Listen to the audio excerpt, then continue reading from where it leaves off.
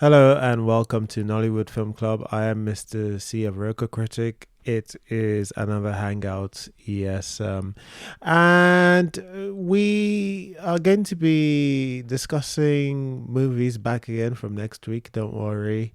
Um, if you've been enjoying the hangouts, I guess sorry, but you'll hear from the conversation going on today that of what we have in plan. But we did discuss some Nollywood um, quote unquote content that have dropped recently this week. We discussed Inside Life, um, a bit about Inside Life because the people who discuss it, myself included, haven't completely watched it.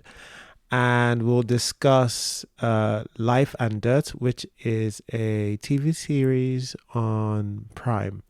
And Inside Life is geolocked to Africa on Netflix. Then we'll go on to discuss some of the Nollywood news, including um, the release of, well, the upcoming release of Smart Money Women, Anikulapo Part 2, season 2, um, and epics in general. And then we'll go on to discuss what did we discuss at the end? We discussed, oh yeah, our recommendations. That's always a fun topic.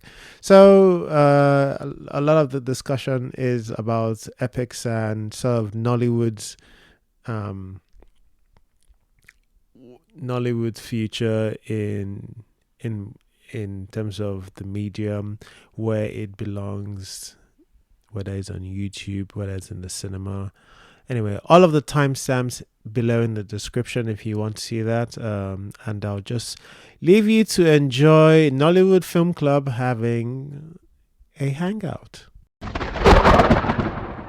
Before we go into some of the news that have dropped in this week, Nollywood wise, has anyone seen any of the Nollywood? I wouldn't call it content, but some TV series have dropped. Inside Life is one of them. Life and Dirt, I think, is another one. One Inside Life is on Netflix, local though to Africa, geolocked to Africa, and but Life and Dirt is, I believe, global. I had a sneak peek on Life and Dirt, and honestly, I was like, I don't know whether I want us to do another crime dark series with Chidi Mokeme. And so I sped us. I was like, let's do a hangout.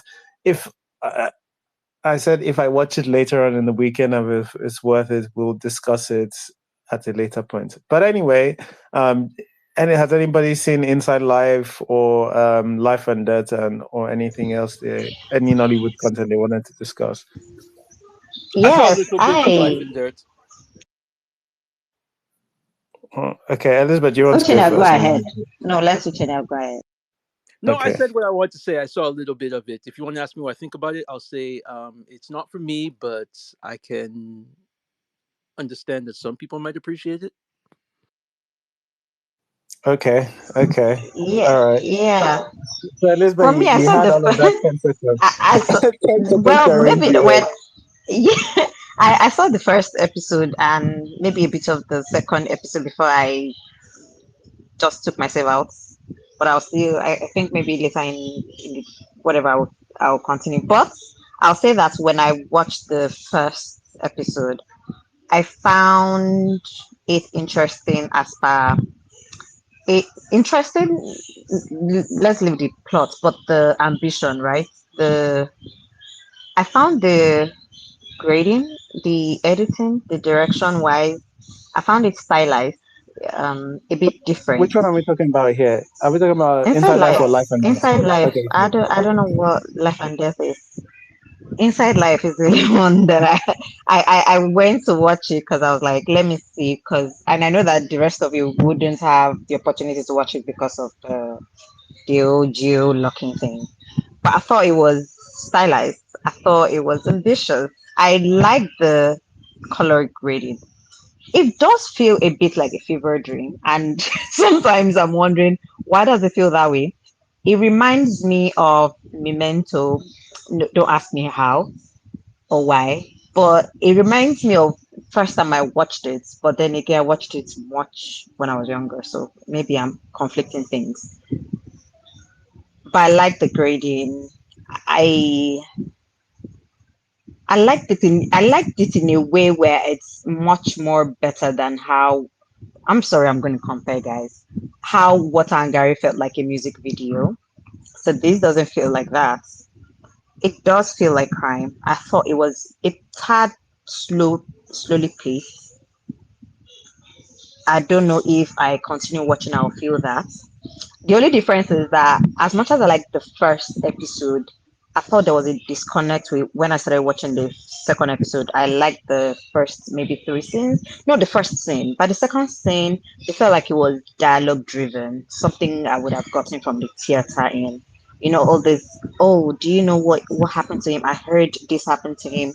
Sort of I don't mind it. I just thought it was a bit different from what the first episode was. Maybe that's the style in which every single episode has its own different style. But I still see there's a common theme there. And I think maybe that's why I stopped again. It's about life in the prison. I am this an assumption based on what just 1.5 episodes. Because it's about people in prison. It was stylized. I think it was ambitious. I thought it was nice. It's one of those film where you know you feel the ambition from like the directing, the decision to grading, the way that it's done. Yeah, but I'm really about the soft life. Nigeria is really hard. Took myself out of the second episode, but maybe I'll continue since I live.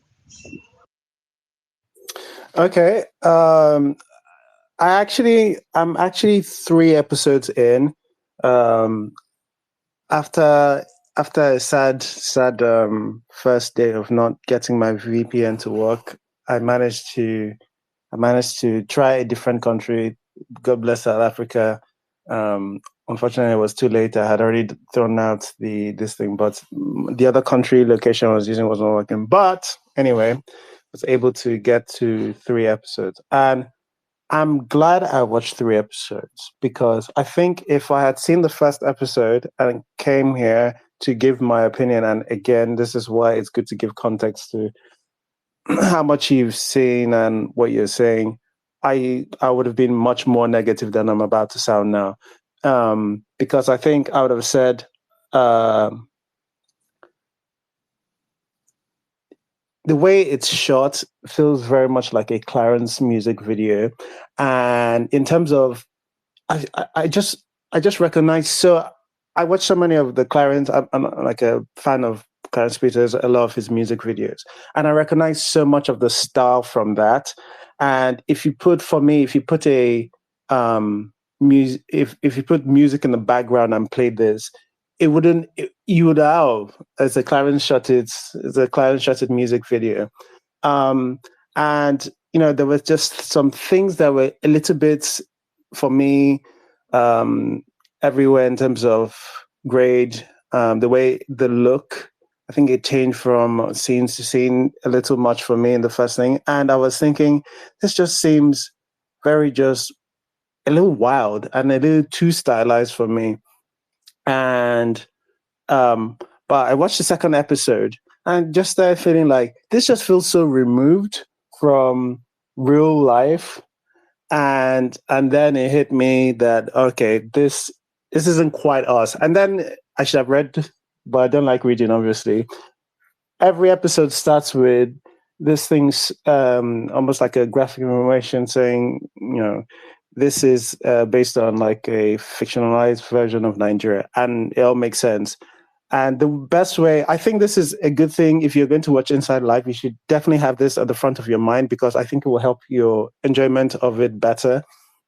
In that it is based on it's going to be stylized in that way because it's Nigeria, but it's not anywhere in particular. It's almost treating like Nigeria as in the spirit of Nigeria. And like Elizabeth was talking about, she's talking about um, Inside Life, which is this loose connection that all of them have. It's almost I want to. It's not quite an anthology series, but like, imagine if Crash or if people have seen Babel, if that was broken up into a series. That's what this feels like, where there are loose connections, but you're meeting different character every episode. Which, honestly, I didn't expect because every time we watch a series in Nigeria, it's just somebody made a long film and decided to cut it into 4 5 this thing and somebody could not cut, but this actually feels like not feels this was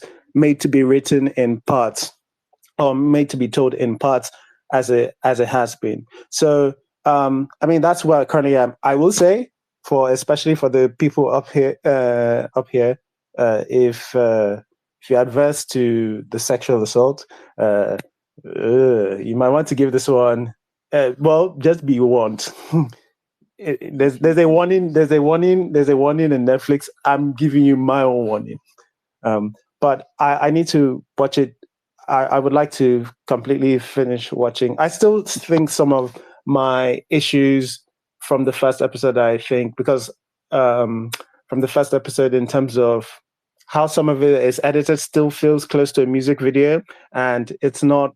It's not entirely, even though like it's its own world and all of that, it can be that, but I think there's just too many coincidences that yeah, some of this is edited by like a music video. I mean, like it's I think it's shot, written, partly written anyway, directed, edited by Clarence. So it's going to be difficult for him to lose a lot of that music video background. But um, um, I'm going to hold my this thing until I finish watching it before I have another U-turn. But if I do, I'll let you guys know. And it might be actually something if I figure out this VPN thing. If again VPN was working one day, the other day was not working. So I don't know how we'll do it. Maybe to work. But for diaspora people, maybe if I can figure out a way for us to watch it, it actually might be worth it.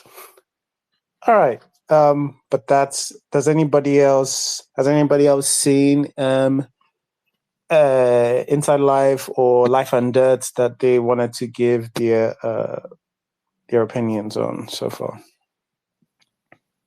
Oh, before I move on, I wanted to say that one thing I was amazed by, especially as somebody who's come from a music video background, was that a lot of the ambient sound were very good, especially for us. The sounds you hear in the background sound like they fit in the world that's being told. So in prison, is a kind of voices, the kind of voices you hear in the far versus sometimes when you're out, there's actually an edit where it cuts to a girl's face and it sounds like just a noisy prison. And I was like, oh, that's very, very that's very interesting from somebody who, because like, music video, you're just dealing with the visuals. You're not really thinking about, I don't know anyway, I imagine. So you're not really thinking so much about sound and all of this. So I was very shocked that that was the thing. All of our big films, we're trying to either kill all of the noise and just make sure it's silent. We'll figure out ambient sound later, background sound later, and they never do. So I was actually impressed that even in a world where they decided that it was going to be stylized, because that's another thing. We could have just said, oh, it's a stylized world. It's a fever dream. Like, we don't need any background sound. So, I also wanted to even say that. I mean, now that you mentioned that, it looks like he put some of his videos, Clarence videos. I've not seen a lot of his videos. I mean, in recent times, and trying to just dash my brain, and I'm like, okay, what other Clarence films or videos look this way? Yeah, I think I see what you're trying to say, but honestly, the reason why I say it doesn't feel like a music video to me is, I don't know. Again, maybe it's because it's Clarence's style, and which with you even adding this context of how it's in an alternative reality, but it's Nigeria, but like it does feel like that when you see the grading or the way it's was that not the tone now, the feel, right? You have this shimmery thing, like that's why I said like a dream, like a fever dream. But you see it, and I think thematically, when you put it that way, the way the way it was, the way they made it seem, it makes sense, right? And this is apropos of nothing. I've always thought one thing that really mess with my head is when we make films and we do flashbacks. It doesn't make sense. Like when you're, I feel like there should be a level of um, creativity that comes with you separating that reality from like the present. Now, again, like I said, apropos of nothing, but in the sense where you have this world, which is not your present world, you want it to look differently. I think it did that job. That's one. Two. Again, linking it to another film that wanted to do this in a stylized way, but maybe didn't hit the mark, would be Breath of Life.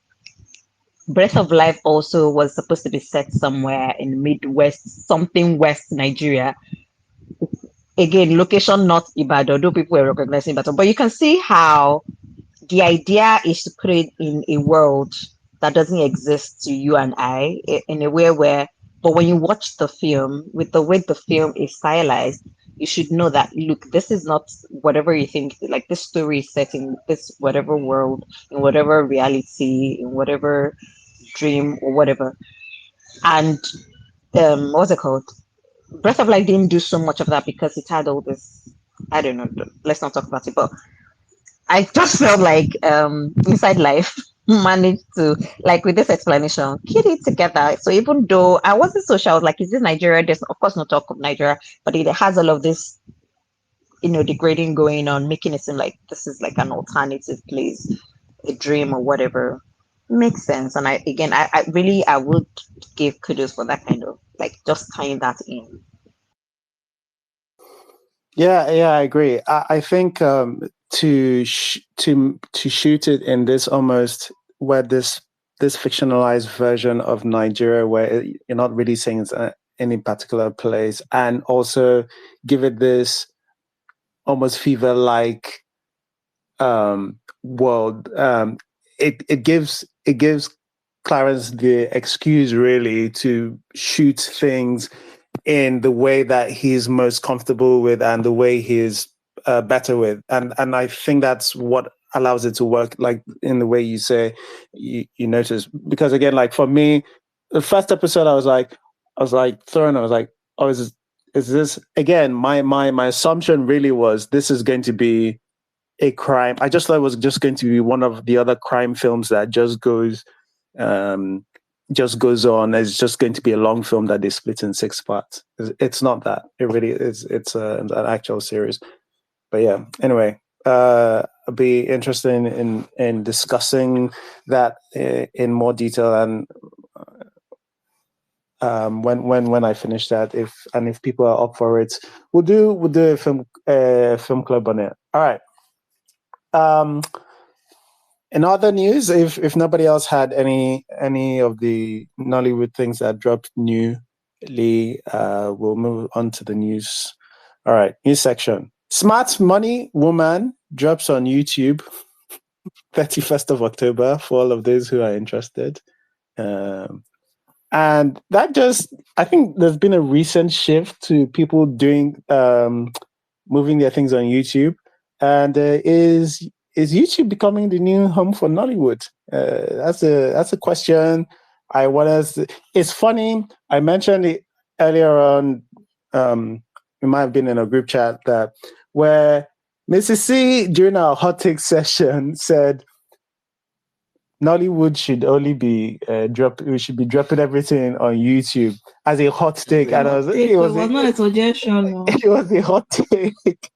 And now, yes, it was. Yes, it was a suggestion from you. You said only Funke should be putting. You said only Funke should be going to cinema and everything else. Honestly, I've been saying this for the past year that YouTube is the mainstream of Nollywood. That all this stuff in the cinema and on the major streaming platforms like Prime and Netflix, that's a niche. YouTube is the main Nollywood. That is what most people watch. Like barely anybody watches the YouTube stuff when you compare I it think to. I'm sorry, I barely anybody think watches the stuff on Netflix. And I mean, I assume that's why Prime gave up because enough people weren't watching it. But if you look at the stuff on no, YouTube, it gets 10 million views. no, but that was even before. I think there's an overlap of timeline here, right? Because in fact we've had this conversation so many times on different form of different spaces, right? It's about this thing where Nollywood doesn't sus- Nollywood does not know how to sustain a medium to run concurrently with another form of medium, let's say parallel. Nollywood exchanges one for the other as soon as they can. And again, it happens everywhere else, but there is a way where every other industry there is a way you sustain some medium, and then you keep it, and then it has its own target audiences. So with YouTube, what we used to have on YouTube before we started having mainstream Nollywood going to YouTube was we had people like even before Netflix and co. I think it was cinema, then Africa Magic, then we saw people disrupt. We saw Jason Ziroko, whatever. So there was that 2012, 2013 period that we had Yoroko, Ibaka, a bunch of all these guys coming in, and people were paying their hard-earned money there because we could afford it, right? Because I remember in 2013, 2013, I was paying for Yoroko, and it was around 5,000. There was even one that you can watch for free, then you pay to watch some premium ones, or you watch part one for free, then you watch part two. So we had all of this niche. Again, maybe we'll use that word niche. And then whatever YouTube was doing now was what Iroko used to do. So you have all these people with what's her name, Ruth Kadiri. You have Uchenna, no, Mazini Pictures. You have all of these people, including Bimbo Ademoye. If you want to break out, you break out first from Iroko, right? So if it's not Africa Magic, if you're not breaking out of a Africa Magic TV, an Africa Magic TV series, you're breaking out from Iroko. Almost all these people, you probably know them from Iroko. And before then, you also know them from MME Songs, Royal Art, and then they go on Iroko. That's the next time you see them. And we had this. So again, we now had cinema. This was also before people started colonizing cinema. Let me use that word. Like before exhibitors became producers, whatever. Again, before you had all in one pattern in Nollywood. So you have the cinemas, you have the YouTube, but the YouTube were more Asaba, but I will come to that later. Then you have the Iroko, Ibaka people, right? Ibaka was so expensive that you even have to pay in dollars. It was so expensive that I think I paid maybe like 3 more that I had to bow and say, okay, let me just hold on to Iroko.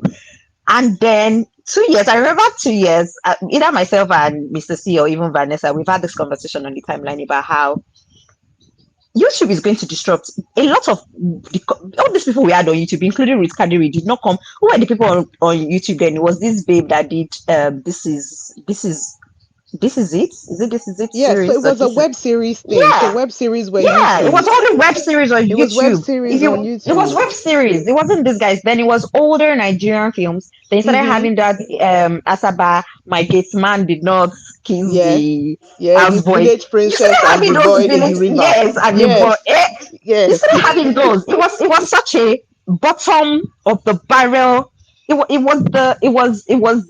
No offense to them, wasn't bottom of the barrel, but because that's the way they name their things. You see, Mm-hmm. the boy that did not open the gate for me, or some I am a rich woman. That was what was there. That was what was attainable on YouTube. And then And the you only people have doing this, anything worthy was the web series guys. yes, for the web series, and then this kids from Uyo and their web series, and then they went viral, and then people came on, and I remember, I think the first or second person to move to YouTube was this lady with Lecky Wives. What was her name? She was one of the first to complete that move. Okay, apart from like people, the older people who put their stuff on YouTube, like Tunde Kelani, those ones just putting their own stuff. But after them, it was this day with Lecky Wives, and then you had Ibraki Song before everybody and their mommy came to YouTube, and everybody and their mommy came to YouTube. It coincided with Jason's Iroko. Decline. Wallahi, I stopped paying for. I removed my card from Iroko July. By the time I went back in September, Iroko ceased to exist. Not, of course, not my card, but I did. I already saw that I was going to go there. I remember writing a long thread of what is going on with Iroko TV. I remember speaking to you about the fact that there hadn't been any uploads in a few months. And we're like, what's going on? There was nothing new on the platform. And then the next thing we knew, Iroko doesn't exist anymore. And what we're saying is that people who didn't know where to go to, where Iroko and the like filled, where the space that Iroko filled is what YouTube is, because YouTube has, of course, kicked Jason out of that market, because Jason spent so much time telling us how, he democratized, yada yada yada, which again, this is business for you. And so we're experiencing disruption again. At the long run, we are looking at a situation where YouTube is decentralized, it's democratized. But again, somebody like Mr. C and I also asked Mr. C this question, and he was like, you know what? Knowing Nollywood, there will be another gatekeeper, because Nollywood loves their gatekeepers. And I don't know what the future is. I'm not even willing to disturb my brain for that. But what we're experiencing is that you're also experiencing the loss of purchasing power due to whatever political climate we're experiencing. So fewer people are going to have money to pay for subscription. So what else is there? YouTube. And YouTube is going to get so saturated at some point that the income might drop at some point, right? YouTube is already saturated, oversaturated. Oversaturated. I was going to even speak on the lack of purchasing power being the reason, a huge part of the reason why Nollywood is moving to YouTube. Because well, I mean, that's obvious. I've been saying this over and over. It's the reason. Because do you know how many paid subscriptions, paid Netflix subscriptions there are in Nigeria? 25,000. Oh, we know the numbers are bad, but this is the thing, right? When we first got Netflix in Nigeria, a lot of people were that was where we got the 25k people, whatever. That's probably when we did it. That's probably when we got the 25k people when we still had money, right? And at that time, people had multiple subscriptions. I had a Netflix, I had an Iroko. Like Mo, I tried to do the Ibaka and I pulled out of Ibaka for a minute. At some point, I even had a Showmax subscription. When I first, when Showmax first dropped in Nigeria, I had a Showmax subscription. And people were still going to the cinemas. At least back when Nigeria was good and we could afford to go to the cinemas. People were still going to the cinemas. We still could afford those things. And now, box office is not box officing anymore. Nobody can afford to go to the cinema and spend, on an average, if you say you want to buy popcorn and a drink, spend over 9k to watch one film that you may not actually like, and in about 3 weeks will end up on a streamer. Nigerians are not going to watch that. And because of said lack of purchasing power, nobody is really, at the end of the day, the Netflix and Prime operations in Nigeria don't care about diaspora numbers. They care about local numbers, whether or not your film was the first truly global film, because everybody else was watching it around the world. I'm not sure they don't care about diaspora numbers. Like when you look at something but when you're talking about the Nigerian market, like when you look at something like the Black Book, right? A big, you guys shouldn't do that. The big line that keeps on powering the popularity and esteem of the Black Book is the fact that it got so much play in Korea. Love that for them, but my point is, how has that affected Netflix's? Netflix looks at viewing hours. That's what they love the viewing hours, but how has that reflected in the fact that our local, I hate to use the word content, is still being geolocked specifically to the African continent? If viewing hours was all that was important, then it wouldn't all be geolocked to the Nigerian, where the viewing hours are low. I'm trying to understand that, because I really don't understand how it profits them to do this. Exactly. the first couple of times that they did it, it was with some really really low quality stuff that I figured that Netflix kind of felt But embarrassed Uchenna, saying. that's also not particularly true because No, no. I said at first, at motive first. was quite low I'm quality surprised. and it was global. I'm surprised that they're now locking things like Lisabi and Inside Life, because those are big budget productions. Hmm. Nee is very well favored. His stuff usually does pretty well. I don't know why they wouldn't show that to the world, especially since I hear the epics do very well around the world. I don't know why they did that. But some of the stuff Exactly. that they locked earlier, it was really really low quality stuff like that Dolapo Douglas, things that looked like they should have been on YouTube. But even then, I don't Dollar understand why. Douglas. I My don't guess is understand that even then why my Netflix would guess is lock that them. my guess is that a lot of is that it's probably more expensive to release things globally. Probably something about space in the cloud for more countries or something like that. I find it hard to And believe it's space in the traditionally, cloud. I felt Yeah, like thank you, I, Uchenna. Thank I you. think I think it's a licensing agreement, something where they just don't feel like paying that much for Nigerian content, and they feel that if they can just tell you we're only showing it to Nigeria, they can pay you a bit less than they would if they Exactly. blast it to the world. it could be there, but that is still kind of tied to in terms of cost of Exactly. releasing globally. And I think it would be worth it if our films were traditionally breaking. Honestly, even as much as we don't like the Black Book, Yes.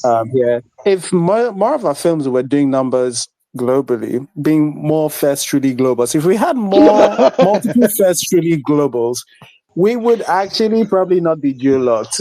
Yeah, I agree with you, Ekene, but Ekene, I agree with you, but you know, one thing I don't like is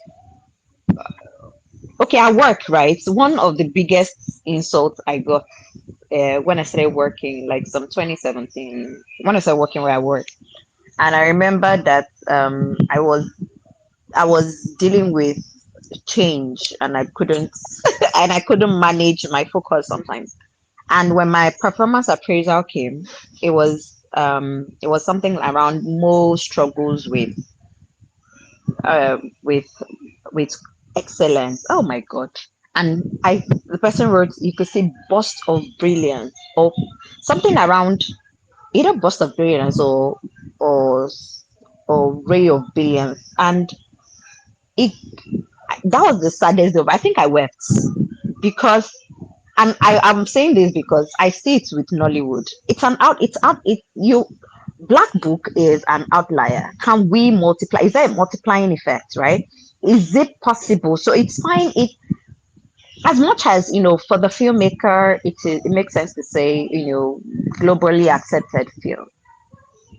One, two, can he replicate it? Three, can Nollywood as an industry replicate it? Four, can it at least be like a but now film story whatever wise it's probably not a very okay film, but I'll say this as somebody that also watch films from other countries. If I watch some Turkish films, they're not my cup of tea. Some of the stories and but one thing is, if I watch 5 Turkish films, I know the direction the story is going to go. I know their camera angle. I know. Do you understand? In such a way where they put their mark on some things. I see films that they adapt from like Japanese industry or the Korean industry, and it's completely different from like the original. Not story wise, it is not different, but like style wise, it's a bit different in which they put their mark, right? Same thing with Indian films.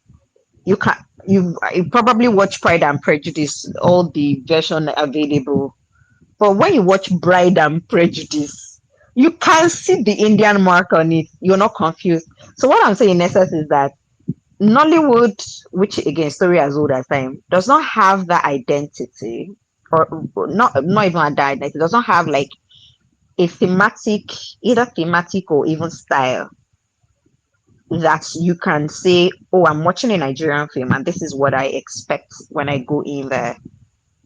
In a way where we have like a baseline or bottom line. yeah, I agree with you, and I agree with you, and it's a problem, and it's something that a lot of us have made this critique about. Finding an identity so that because K drama they have a thing, Asian cinema, they're all different genres of this thing, but like there is a feel about this thing. There's a feel about Indian cinema. There's a feel about you know a lot of like South Korean cinema. But for us, it doesn't feel like we're there yet. It feels like we're still trying and mashing a bunch of different things, and we haven't really gotten ourselves yet. And when we truly, the funny thing is that a lot of we've been celebrating, and I get it. Like some of it is just marketing, right? Like your thing goes to number one in Netflix or Prime, and you go or number one in 24 hours or whatever, and that's fine. But like it feels like that felt like job finish for a lot of people. Like, oh, we got to number one in Nigerian Netflix. We're well done us, and it felt like that was it, and it felt like that felt like such an achievement for people. Where I'm thinking you want to, and honestly, like the first people you're making for probably as a Nigerian is probably Nigerians, so it's good to get that number one, but I don't feel a lot of our filmmakers are trying to break past. We're trying to be local champions. Too many Nigerian filmmakers are fine with being local champions. And the local champion self is not even trying to, because I think Funke is somebody who is doing that. I want to give Nigerian the best for Nigeria whilst still being Nigerian. But she's also trying to push the boundary with her filmmaking, as far as I'm concerned, from what I've seen. Like she's still, all of her stuff still feels very Nigerian. Even if you don't like it, she is improving her filmmaking year after year. So I don't know why we are stuck in the place that we are, or why a lot of filmmakers have the mindset that they do. Some people are still trying to do first this to do that, just because again you can brag with this local champion. Oh, first this one to do this. Anyway, God will save us from first to this global. This is so sorry. This is just the thing. I don't think that what's it called? I think the first thing is just about marketing, but I also don't think that Nigerians are trying to be local champion. The content of the movie itself, especially the ones on streamings, don't feel Nigerian. There is always something a little foreign to it. It's the idea of like, and I think we've said it often, they watch a lot of American movies in the 80s and 90s and something, and then they remake it into Nigerian movies. And maybe this is the growing pains of cinema, because even if we go back in the 20s and 30s or something, a lot of those American directors watched a lot of European things, and then they put it into America. And then in the 60s too, when the star system, they also watch a lot of European things and what's putting it into America. The Europeans watch a lot of American things and put it into like European something. So I don't necessarily think they want to be local champion. I think what they want to be is to be international champions. And as an idea of like, maybe we don't have our own cinema language, we do. But the current filmmakers will happen to currently get the money and happen to be the ones to go on streaming is the ones that definitely take a lot of copy from somewhere else, don't localize it at all, and then put it. And then it looks ridiculous to, what's it called? If a foreigner wants to click it and watch it, it might look kind of slightly ridiculous. But at the same time, this is what I'm saying. Like, proudly show it. Proudly show it. Who cares? Because at some point, hold on, at some point it will change. Like we're talking about Korean cinema, right? Go back and watch older Korean cinema from like some of the 80s or something like that. It looks ridiculous. Can look ridiculous. Can I bounce off of that, Onyeko? And I know It you're is saying long. is growing. See, now Onyeko is saying growing pains. So I'm going to be a little emotional right now because I feel like everyone. I'm on my period, so everybody deal with it. Everyone's being very pragmatic here and talking about numbers and purchasing power and all of that. Let me tell you, me, I'm tired. Otisumi, because it feels like Nollywood goes through these phases, right? Where at some point, what appears to be like a glimmer of like hope and potential for this industry, like unfortunately, I'm going to reference Mo's in his best appraiser. A lack of excellence. That's excellence. That's thing is what takes what we think is a glimmer of hope and potential and dashes it to smithereens. I say this because we've had that I didn't used to watch Nollywood film space before and all of that, and we went through so many phases. And I remember me and Elizabeth commiserating and talking about how when Mnet first came into Nigeria, there were these short films that were put on what used to then be the Mnet channel, and by Nigerian directors, and they were amazing. I don't even remember the names of these films, but I remember these films and they stuck in my mind. And I genuinely, and me and Elizabeth did say that at that point when these films came out, we didn't know each other then, but we both had the same line of thought that, okay, this could be it for Nollywood. Maybe Nollywood is going to grow into that excellence that we believe that it can be. But alas, a few years passed, and what we have now, from what was Mnet, turned into African Magic, and now we have African Magic, different variations of African Magic, and it started with Tinsel, and when Tinsel first started, it was still Tinsel was great. First couple seasons of Tinsel were fantastic. Tinsel devolved into what I don't know. The camera, guys. Look, I went on Showmax. Sorry to contradict Vanessa. I went on Showmax. I typed Tinsel and I watched the first episode and I watched the current episode. People of God. Miles apart. Tinsel was fantastic the first couple seasons, and now it has devolved into what I don't know. And it is clear from that is what resulted in what we have at the African Magic 260 to now whatever 120 or how many episodes they're doing now. And when even those first started, we're like, okay, perhaps should in case. And it's like we go through these phases where it's like, okay, again, bursts of brilliance. Sorry, Mo, I'm referencing your appraisal, but bursts of brilliance that deceive us into thinking, oh, maybe, just maybe, Nollywood is going to finally clock in. I'm not saying that the coming of streamers into the industry was that, but we felt like, okay, perhaps streamers was our way of, if maybe the fact that all of our content, all of our films have been restricted to a local audience at the time, okay, we're getting this push into what is going to be the global audience. Maybe that push will also propel us to sit up and want to provide consistent excellence. But look at us now. We're at a place where both streamers, Prime has left Nigeria. Netflix is limiting what they're licensing and putting on for the global audience and is geolocking films from Nigeria. And now all of us, all the people are going to Nollywood, to YouTube. Omoni Oboli is on YouTube. Uche Jumbo, apparently, to my surprise now, in the past week and a half, I've seen like 3 different films now from Uche Jumbo's YouTube channel that she produced. Weirdly enough, she's not in a lot of them, but like she's produced now and she's in these films. Every actor apparently now is opening up their own YouTube channel. Sandra Okunzua,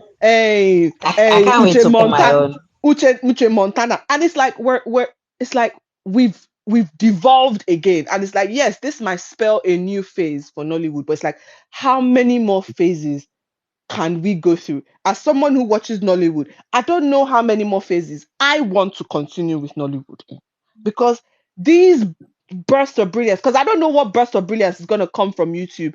I'm not particularly sure. But these bursts of brilliance that we cannot seem to sustain, how is that good for an industry? And like I said to someone the other day, I said, unfortunately, the people who are in this industry, because I don't work in Nollywood, I just watch Nollywood and I care about it. But the people who work in this industry care only about themselves and propping up care only about themselves because everybody wants to be first. Everybody wants to be first really global. Everybody wants to be first to do that. Everybody wants to be first to do that. They only care about gratifying themselves. They don't care about the fact that the industry is in the weirdest, oddest, most ridiculous place it has been in a long time. But so long as they're fulfilling their own personal goals to be first truly global films or first person to do that and first person to do that, they're blind or chosen to put horse blinders and blinding themselves to the reality of the industry in which they work. And that doesn't spell good for Nollywood as an industry. And I'm saying this emotionally because I actually really do care about Nollywood. And I want it to be more than what it is right now. But it doesn't look like there's hope. And that's what's very bleak to me.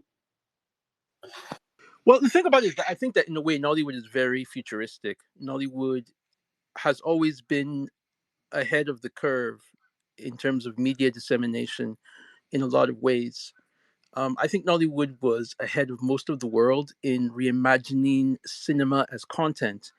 And I think that what Nollywood is doing right now on YouTube, in a way, sort of gives an image of what the future is. Like right now, the Nollywood movies on YouTube, they're not competing with films in the theater or films on Netflix. What they're competing with is short form content, skits, and stuff like that. Yeah. So I think you're going to see No. Nollywood moving closer and closer to skits. Yeah, you even see certain Nollywood Uchen, are you sure? performers No. who I'm seeing a lot of Nollywood performers who are moving more and more towards skit. Bimbo Ademoye does a lot of skit stuff. But she's done that Paul before. Arukwe does a lot of that stuff. A lot of this stuff is moving towards skits because more people watch skits than watch Nollywood movie. And short form content, to be honest, in a lot of ways is the future. Look at how TikTok has replaced sitcoms. Yeah, I mean, I think short form content is what things are moving to. And believe me, that pains me. I hate that. I think But it's what the world is moving towards. Yeah, I only think I think that's a wave, and I think things happen in waves. And I think short form content will certainly dominate. I don't know how long for, but I don't see that. I don't see that being the new thing for forever. I'm sure. I'm sure film will come back. One of the things I guess, and this ties back to something else that Elizabeth said, is like we're not really sure how to work in multiple mediums, because I think whilst it was always okay to do all this kind of like almost as I want to call it this popcorn type, these things that would compete with skits and all this short form content, the things that make sense to be on YouTube.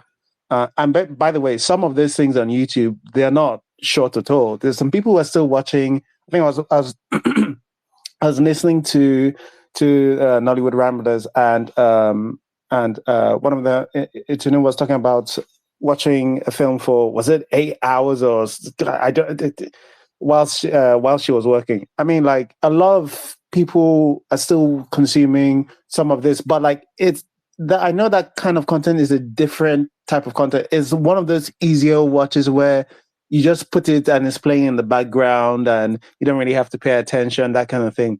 The problem is that we've never really tried to compete with the big boys. We've never really invested in ourselves to compete with truly internationally, and not just to market and do truly global stuff.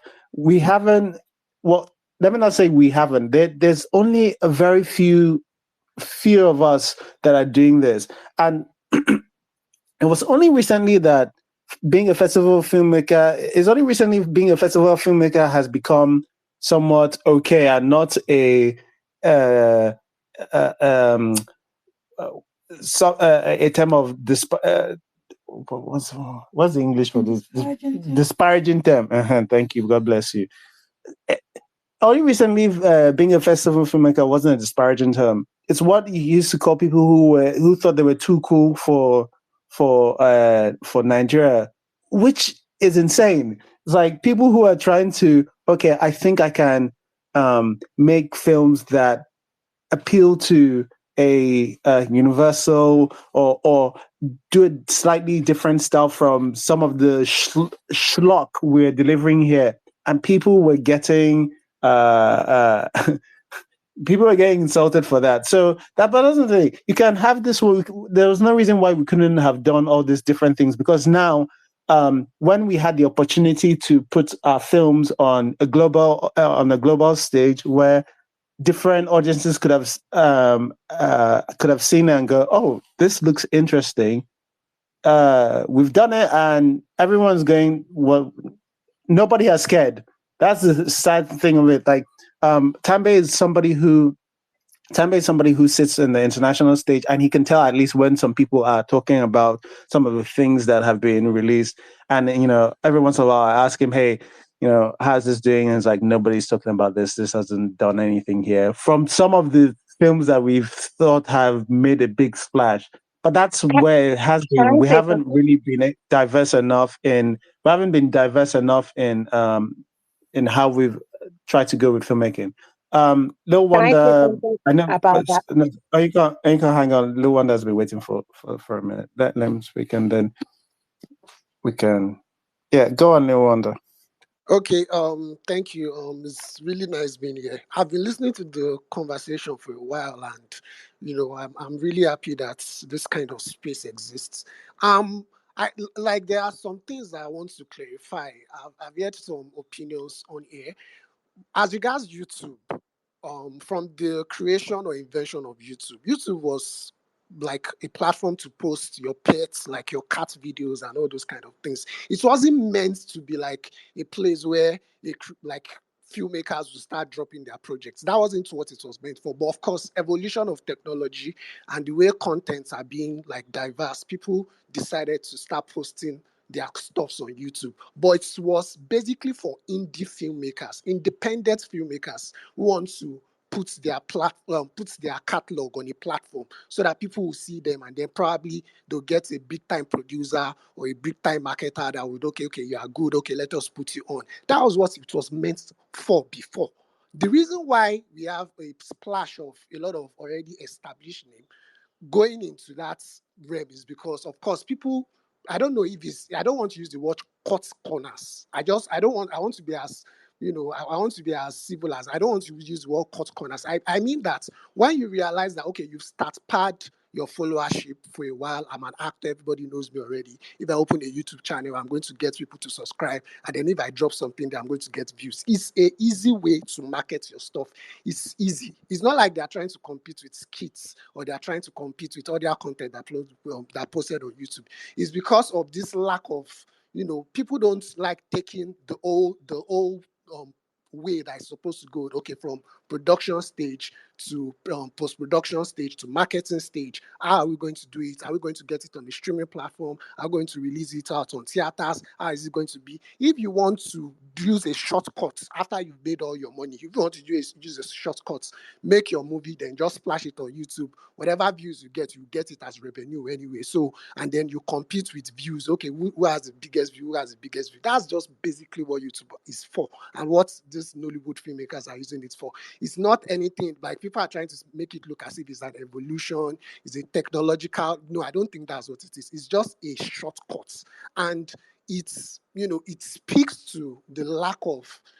Somebody said lack of spirit of excellence. I say lack of spirit of doing things, like making it like doing something and then putting it so much into it and following it up to the end. You get art is not every movie that you make, it's not every film that you make that will blow up, it's not every movie that you make that people will like. It's sometimes you do something, it flops. It doesn't matter. Sometimes something will get critical reviews, like people will like it critically, but it will flop in the box office. It can happen. So it's art, anything. But Nigerians try to make a shortcut that, okay, let me put it somewhere where it is sure I'm going to make my money back, that will break even, and then there's no risk involved. That's the reason why we have all this splash of streaming. Okay, let us put it on Netflix. Let us make a historical epic biopic movie and then put it. It's because a lot of people now have like film villages. So okay, we have a film village now. So let us make films that are village historical films, epic and biopics. Okay, let us pick this one. Okay, Bashorun. Okay, let's pick it. Let's pick it. Like that's why there's this oversaturation of genres, because we are only looking for shortcuts. Okay, this person already has this location. Let us make like 7 or 10 movies that fit into this genre. So let us pack it. That's just it. It's a shortcut. It doesn't have anything to do with evolution. Nigerians just adapt to things that make things easier for them to market and commercialize. It's as simple and straightforward as that. So when you Okay, but when you adapt to things that make it easy for you to market and commercialize, how is that a shortcut? That is evolution. Nollywood is an evolution to begin with. Nollywood started when the cinemas started closing down, and we had to evolve to videotape, and then we evolved to VCD, to DVD, and then to online streaming. That is evolution. What do you mean shortcut? What Yeah. if it's a shortcut? What let, is the let, let, long let me way I was that explain. going people to Let are me say, supposed to let like, me what follow? explain you when guys I are said saying, shortcut. what you guys are saying are mutually, what you're describing, Wanda, the two things, they're not mutually exclusive. I mean, you're just labeling things differently. I think shortcuts, sure, but I think the way to emphasize this is that a lot of the things that you would have seen in Nigerian cinema didn't belong there. There are some movies I've seen in Nigerian cinema that should have been on YouTube or an Iroko TV or something, but it's because that was the thing at the time to be doing. Put your film in cinema, and people are there. So it does. I mean, like evolution isn't. It's not a. It's not a. It's not a bad way to describe what has been going on in I Nollywood. think the context in which I mean is this. I think if you listen to what I said at first, I said there is when you bring out something, yeah, and then for example, these arts. Let us just talk as creative now. You get? I know we are talking as marketers, as producers. Okay, after the thing comes out, how is it going to be marketed? I know we have to break even and make our money back. I understand and evolve with the technology. I get it. But what I'm saying is this: from a creative point of view, when you want to make something that is art, that you want it to be like, okay, this is my baby, I've written this, like I believe this screenplay is good, this filmmaking, this the way we've shot this movie is nice and everything. When you've done that and you want to put it out, but you have not followed the due process of saying that, okay, this is how it's supposed to go. This is these are the sections, these are the commercial ways that we are supposed to do it. But then I didn't want to use the word shortcut. If you know, before I even used the word shortcut, I was like, which word will I use? I didn't want to sound like I'm being like overly critical with everything. But that lack of saying, okay, let us do this thing and make it the right way that it's supposed to be, because it's a creative medium. You get? It's not a must when you say, okay, let us put it on YouTube, because we know there's a guarantee. You get? Of course, it's an evolution, and then you are trying to get the best you can from what you have. But it still begs the question that, okay, why are we making films? Are we making films simply because, okay, let us make a few bucks, or we are making films because we want to impact, or we are making films because we want to, like, make a connection with our audience that would, leave a lasting impression? That's what I mean. You get? I'm not trying to, you know, I'm not trying to. That is something I want to object. That's something I want to object to from the Okay. beginning. I don't believe that Nollywood is art in that sense. Nollywood is the marketing of product. It's always been. Nollywood was a marketing revolution, not an artistic revolution. Like when you look at it's half apocryphal, but it is partially true. Nollywood didn't start because people had some great artistic instinct that they were trying to share with the public. It started because electronics dealers had excess videotapes that they wanted to sell, and they thought they could sell the tapes better if they put something entertaining on the tape. So the product was first. The product was the videotape, and then the movie was just the content. See, that's why I'm saying that Nollywood, in a lot of ways, was far ahead of the rest of the world in looking at media as content. People we in the West, they only started calling media content around 2004. But in Hollywood, we were doing content since the early 90s. It started with electronics guys who wanted to sell videotapes, and they didn't care what was on the tape. I mean, when it turned to DVD, I they didn't care if it was a Uche, now movie or I if it was disagree. bootleg I, software. I, To them, it was just I content, understand. and it was all about marketing. Wait, why I I agree. understand what you're saying. Sorry, why I Wait, understand what you're saying. With the origin of what you're saying, I think you are misrepresenting the origin. This thing all started from stage. You get stage, then it got to TV, then we started doing all these records. And then when you look at the old ways, like the origins, I'm talking about mainframes, the Lanions, and everything.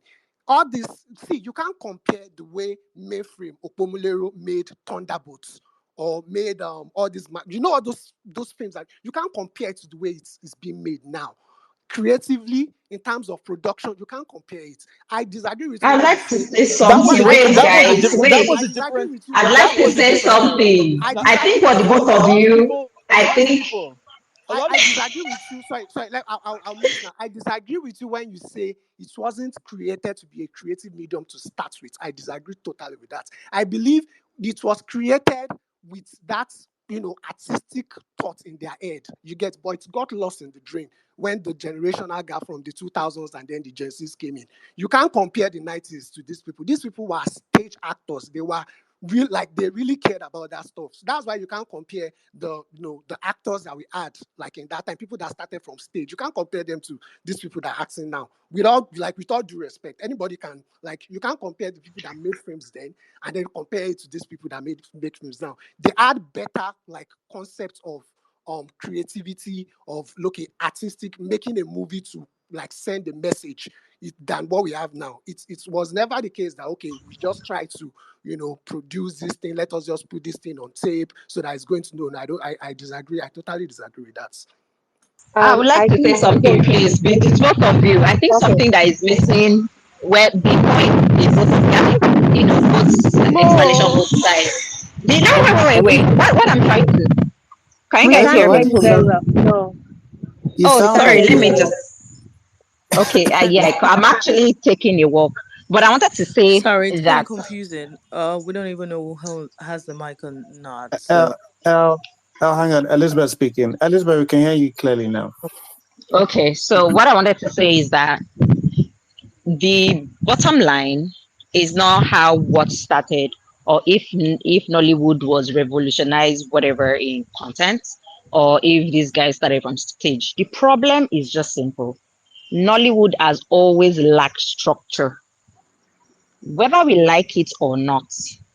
The problem we continue to face is structure in getting your films to your audience in distributorship. So when Nollywood happened after the crash of the cinemas, right? When the guys that had video cassettes decided to start putting their content, to home videos, when they started that, it was replaced by, you had the gatekeepers who were the marketers, right? Marketers will tell you what to do, how to do it. And so everybody goes to the marketers and face the marketers. Your life depended on them. And then we had the African magic, which sort of like democratized everything. And then everybody faced that direction. And then we had the Europe and everybody faced that direction. And then you have the cinemas again, exhibitors who happen to also be your distributor. And then you have another set of gatekeepers. And then you have films that go to Prime, to Netflix, and you have to go through so many hoops and hoops to get to. Again, this is what happens when you have an industry that, when you don't really have a place to go, when and there's this saying that nature abhors vacuum, right? There will never be vacuum for long. People will vote with their legs, so with their feet. So people going on YouTube is because, like I said, the Iroko that was there for them was no longer there, probably not making money. And then there is YouTube, where if you have enough views, you make your money. So they go there, right? So there isn't, and this is what you've basically demystified anything that is happening. So everyone goes there now. It's open for all, it's free for all. Of course, I'm not saying that we should have gatekeepers. The point is, if there is a structure, if there is a way to, in a larger scheme, on a larger sense, where producers can go to get their movies out there, ship your movies across borders, whatever, make this money. Who wouldn't like that? Who wouldn't like that? But you are going to have stories of, oh, I can't, I'm trying to show you go to film one and they say, I'm sorry, this kind of movie you brought to us, nobody will buy it. Though. I would advise you go take it to festival. Or do you say, I advise you maybe take it to Africa Magic. And then so a filmmaker who doesn't know what to do with their products goes to YouTube. So when you have an industry that is basically being run like has no mother, has no father, you have an orphan just going from, we always exchange a medium for another. And that's why it feels like we cannot run parallel mediums, people that are going to, so you're going to have, you can pick the 4 or 5 people that are going to be in quotes killing it at the cinema. You are going to know, that's just it. Okay. Yeah. Okay. I just want to say this. All right. Sorry, Inka. Elle is going to speak and we're going to move on. We do have other things we want to talk about. All right, Elle, go on. Hi, good evening. First, I didn't join from the beginning, so I'm just gonna get into what I heard. I think there's a disdain when people are turning their nose at the movies and the products on YouTube. I'm speaking from the perspective of a producer. It's an humbling experience to see someone use their money, e.g., 5 million, 8 million, want to sell it for the likes of African Magic. And I think, I'm all about stating facts. I remember when I made my first movie, I think I made it for over 8 million. And I sold it to, I was supposed to go to, Blue Pictures contacted me. They wanted to take me to cinema. I don't know how they got it, but they contacted me. They sent me a contract, and the contract was disgusting to me. And I just told them, I said, hey, I'm not going to cinema. If me, I don't go cinema, cinema won't kill me. Based on this contract that you've given me, I don't think we're a right fit. After a while, I sold to African Magic. Let me whisper how much African Magic paid for my content. 1.2 million. It's supposed to be 1.450, but they took taxes out of it. That's 1.2. Iroko contacted me. This is with facts. They said they will pay me 4 million, but I have to exclusively give it to them. You know what I did? I took that content. I put it on Amazon Prime. In less than 6 months, I made over $12,000. In a month, I was making 4,000. I was US and UK, 1.5 euro, dollars. I was making that money. When that content has run its life that I thought it was over for the content, I wanted to monetize my channel. I put that same movie on YouTube and I know how much I have made. So not every content that goes to YouTube, we as Nigerians, we first have to educate ourselves. Not all content on YouTube are trash looking or they don't have that production value. There are other countries putting work on YouTube. I used to live in DC. I have other filmmakers that I've worked with that put their content on YouTube. But we are the set of people that believe that some things are beneath us. That because it's on YouTube, it's not worth our time. It's not worth the effort. We start carrying paper and pen. Let filmmakers go where they think they will make money. Not be anybody papa money they take them. When they know that, guess what? I don't have to go to the cinema and fight with the big dogs because I know what I have done. I know what I have done, not because of the fact that the script was not good, but because of the fact that this is how much we spent. These are the shortcomings we have met. This is not a cinema. We should not lie to ourselves. Because when we turn our nose at the content that are going to YouTube, that's why in the past we have had trash going to cinema. And we know how we all gathered here and complain about those trash, that they don't deserve to be there. Filmmakers have found a different audience. You know one thing about YouTube that I like? The statistics are there. The data are there for anybody to sit down and say, in a month, this is why I love it. I'm a data analyst by profession. I can sit down and say, this is the number of female between this age range, ranging from these demographics, living in New York that watch my product. People from Kenya are watching it. I'm thinking, why are they watching it? People from UK are watching it. So these things give filmmakers that are not there yet all that data, which you cannot. Africa Magic won't give you that data. You cannot know how many people watch your movie when you sell to them. Iroko won't do the same. But guess what?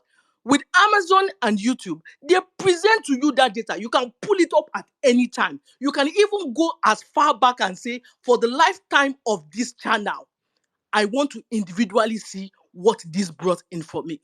So, to cut the long story short, please let us extend grace.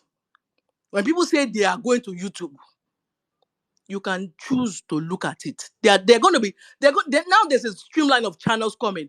You can see the channels that are offering value. You can see the ones that are not offering value. Look at Komot. This narrative is something that I've read and read and read on Twitter. That, people commenting, it's YouTube, all the trashy movie going to YouTube, all of them are opening a YouTube. Let's do better. All right, thanks, Al. Let me ask something real quick.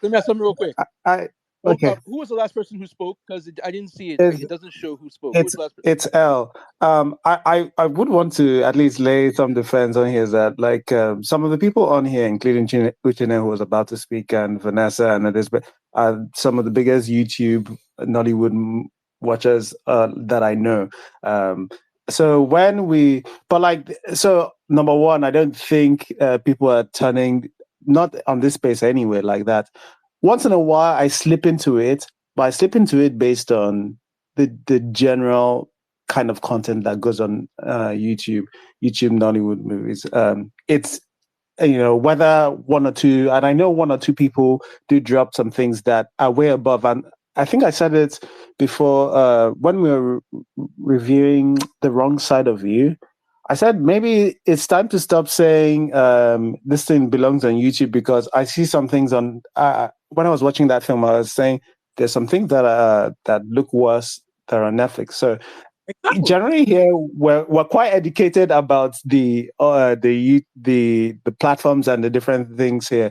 This is Nollywood Film Club is a place where we just have so many eyes on different pockets and different platforms. You're really going to get such an ignorant perspective as the one I feel like you were attributing. But I hear you generally speaking, but yeah, we're very, very updated on the YouTube stuff. So even like people here will tell you when, or like recently, even YouTube, some of the movies they've been seeing, they've gone down, which I can tell you some of the YouTube channels that are doing well and that are trying to even I think the word he used the other day was like give YouTube movies some quality. I think it's sophistication. Sophistication. Is that like almost like festival this thing for YouTube? Yeah, we know there are all sorts. We're not uneducated about it. Who was that last person who spoke though? Please. It's L as first name. This is Anita Lagos. Okay, thank you. I don't know, for some reason you're not showing up on my screen at all. Okay. I've been very respectful. I just want to say. Okay, Ayinka, I'm really sorry. Ayinka, I know, but I do have to host and I do have to move on. But please, what I was about to appeal to you is just make it really quick, and so we can move on, because I do want to close this chapter because there are other things we want to talk about. Just make it really quick. Whatever you want to do, have it.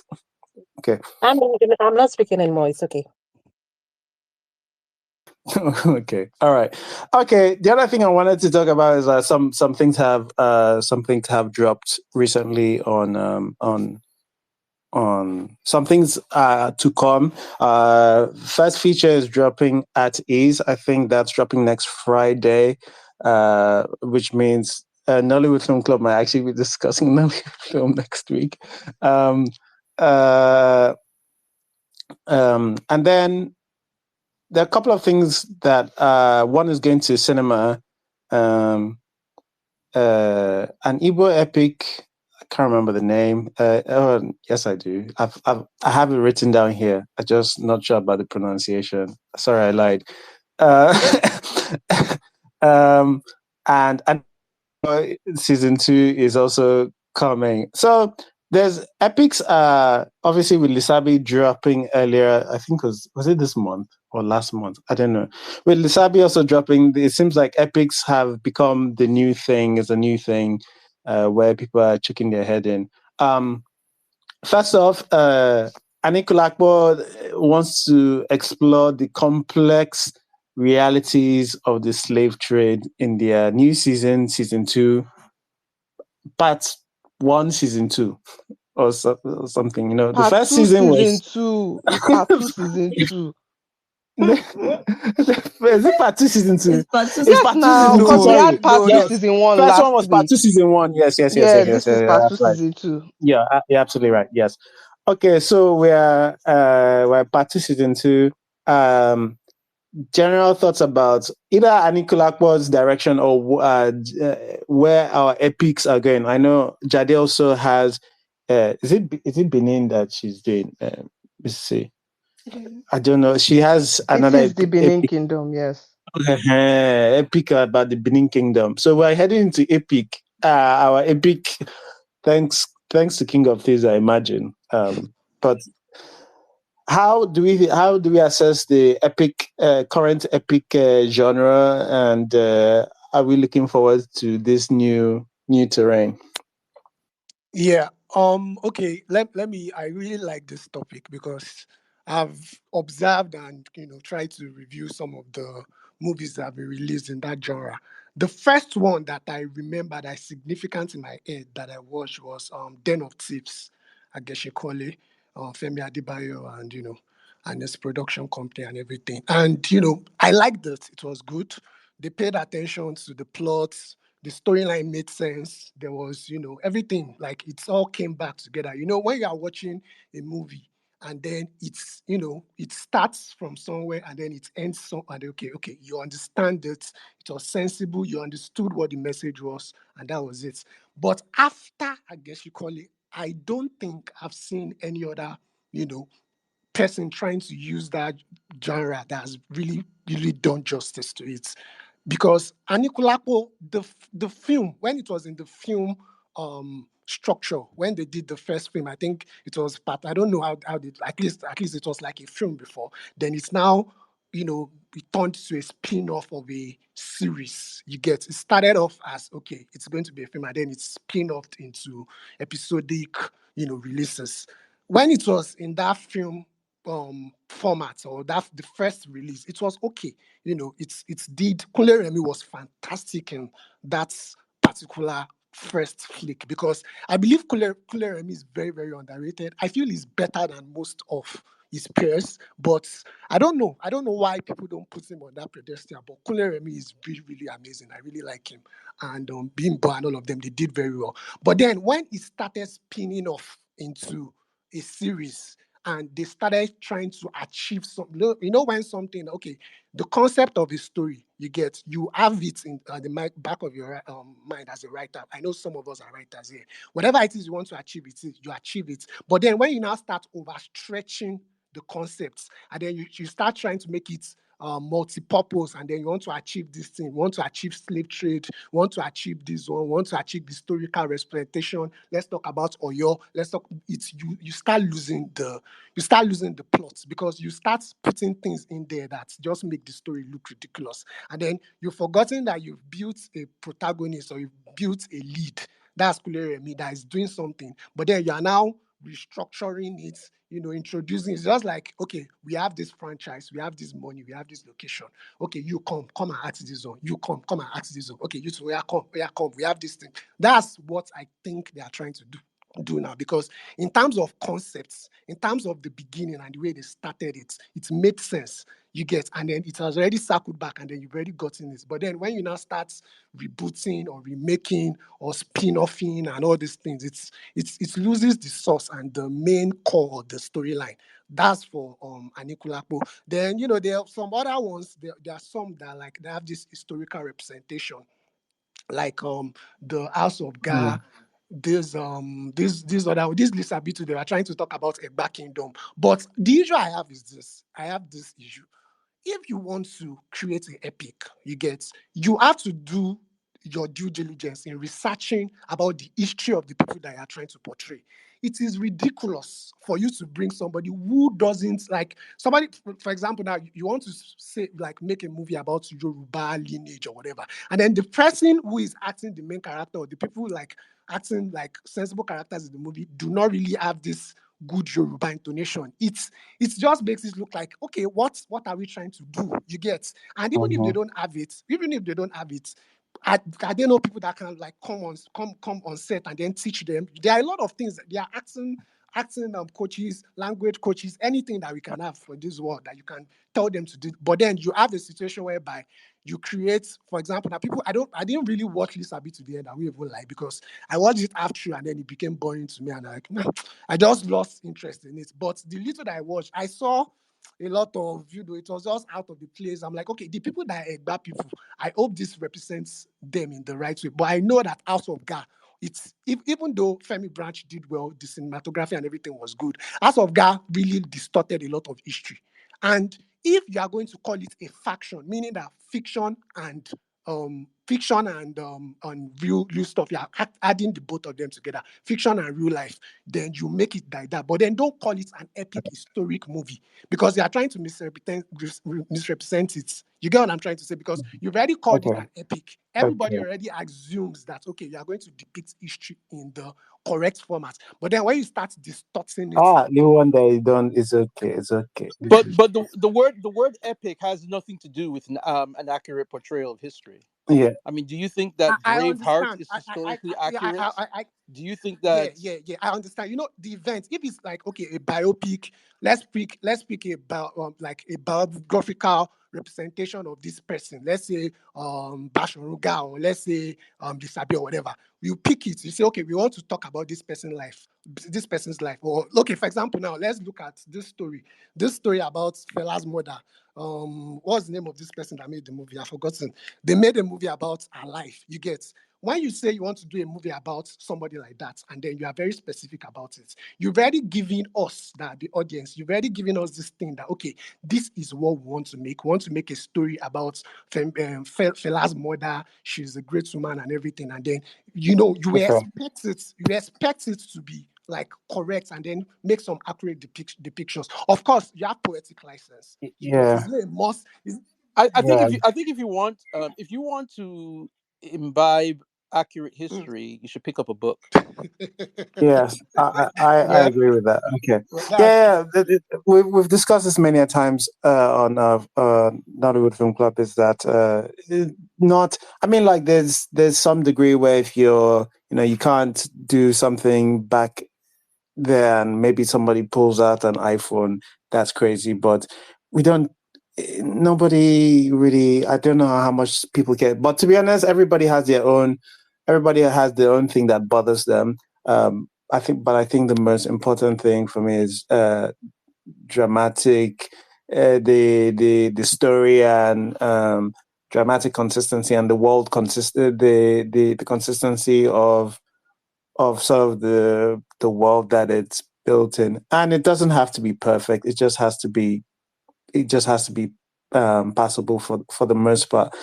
The reason why Anikulapo falters for me isn't because somebody wasn't wearing the right this thing or speaking the right Yoruba, but you touched on some of that. Equa Reviews, did you want to say something about the epics?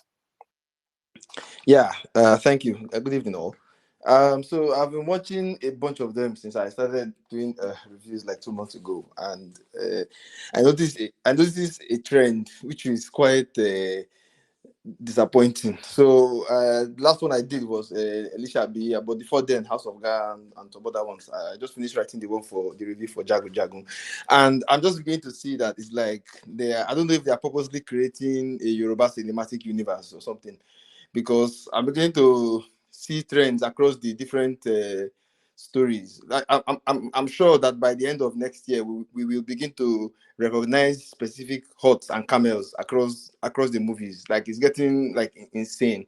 I know that they built a film village, but they're going to wear that thing down within like 3 years. Like, it's crazy to me.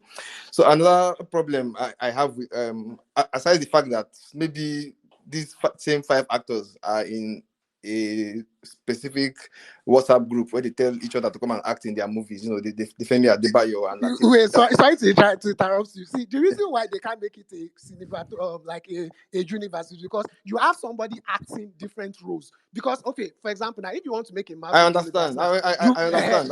I understand.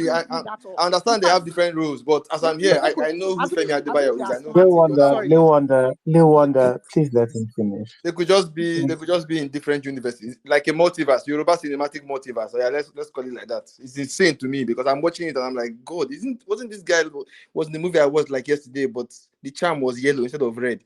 But anyway, aside, I was going to say something else. Yes, aside that, even though they are trying to make it a trend because they must use Ibrahim Chatta's village, a film village, I am very appalled that a lot of the story is written, number one, to glorify the actual film village, even though they don't do it all that well, because I never ever get any sense of distance in these things. They keep saying Oyo Ile, Elegbe village, this village. They just do one drone shot. I don't know how far away is it from the main character, how far away is it from the main place that you are. It's also so confusing. But I also noticed that this epic gives them the leeway or the excuse to use juju to basically solve important story points. I know that it may not be fiction. It may be some sort of fact and fiction based story. So there's a lot of artistic liberty, but you cannot use juju and magic to do entire story points of your movie. It makes it like incredulous. And the fact that you are doing an epic movie in quotes just gives writers the ability to be lazy. Once Kule Afolayo can bring that camel, and Lateef Adedimeji and Ibrahim Chatta can scream their voice horse, then the writers will just in the interlude just put juju to solve most of the movie problem, which I think is very problematic for Nigerian cinema in general, because I keep imagining people who are not like Nigerians watching this thing and they're like, yes, we know it might be like African fantasy, but come on, man, you can't just be like this much. This is supposed to be weirdly a bit historically accurate. I appreciated it in House of Ga, where the magic and stuff was used to bolster to some story elements. But when I saw things like that, I just saw that useless Jagu Jagu yesterday, and the Lisha B, and I'm like, what are these people doing? Is there any point to keep doing these things? I mean, it all happens in Oyo Ile, and everybody seems to be like bulletproof until they are not. So what's the point? What are we doing? The gun will not work on the main character. So why are we still bothering? Like, it's insane to me. I hope that they get some sort of, I don't know, they come to their senses about this sort of thing very soon, and just do a little detour away from, they must not use that village, please, for the love of God. I honestly begin to believe that by next year we will begin to recognize specific people's huts in the village. I've already seen the camel in Jago Jago and House of Ga already. So yeah. Oh yes, by the way, you can see my profile. Thank you. All right. Thanks, Echo Reviews. We'll go Cynthia, Rex, Vanessa, Luwanda. Cynthia, please go ahead. Okay, hello. Can you hear me? Because I'm using my earphones. Yes. Oh, okay. So I mean, like Vanessa said, oh, sorry, let me not go yet. Like Vanessa said, the problem with Nollywood is lack of excellence. That's the simple thing, okay?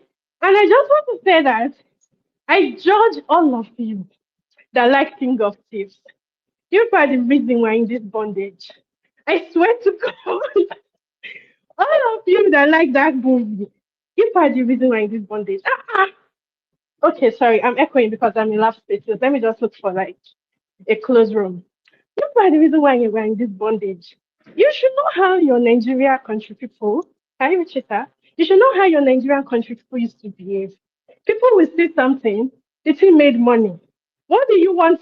I mean, we have been in Nigeria for years. This is how Nigeria behaves. Something makes money, everybody goes and copy it. Okay? So King of Thieves came. It was a basic movie. I don't know what was special about that movie. I'm telling you people, I judge all of you that gave that movie the box office and blah blah blah blah blah blah blah blah blah that they got. And people saw it. It made so much money. And we are poor in Nigeria. We had Buhari, we had Tinubu. What do you want them to do? Everybody carry camera and they're making epics. That's how we got here. Everybody carry camera and they're making epics. So, and to be honest, King of Thieves was not really like strong technical wise. Okay. Oh, sorry, I'm echoing. You will forgive me. Sorry, I'm in lab. Deal with my echo. Hi. King of Thieves was not strong technically, and it had so much success. Of course, people that are going into the genre to copy it and to have success, they're not trying to like, oh, I want to be better. They're okay giving basic level because they know that they have these customers from King of Thieves that is going to go and click on their new movies or their new series or whatever. And yeah, and that's why we're here. Lack of excellence. Nobody wants to do anything. Everybody's looking for the quick movie making stuff. There was a time everybody was making party movie because they saw the success of Wedding Party. It's just simple things. No, Nigerians are just quick money. Quick money. That's the problem we have here. And the problem is from the people that like King of Thieves. That's the reason why we are in this bondage. That's what I came to say. Let me focus on what I came to do. Okay, thanks, Cynthia. Rex, please go on. Okay, good evening, everyone.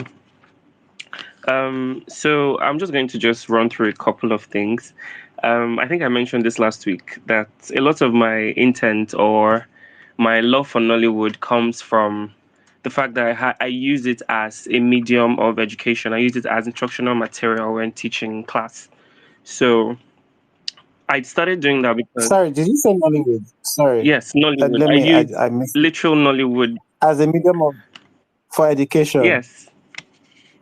Hey, God. Okay, go on. It might sound funny, but critique is good. They need to see the bad so they can know what the better would be. So so I get to show not although lots of it are not the modern stuff, they are more of the ones in the past that we use to assess our information.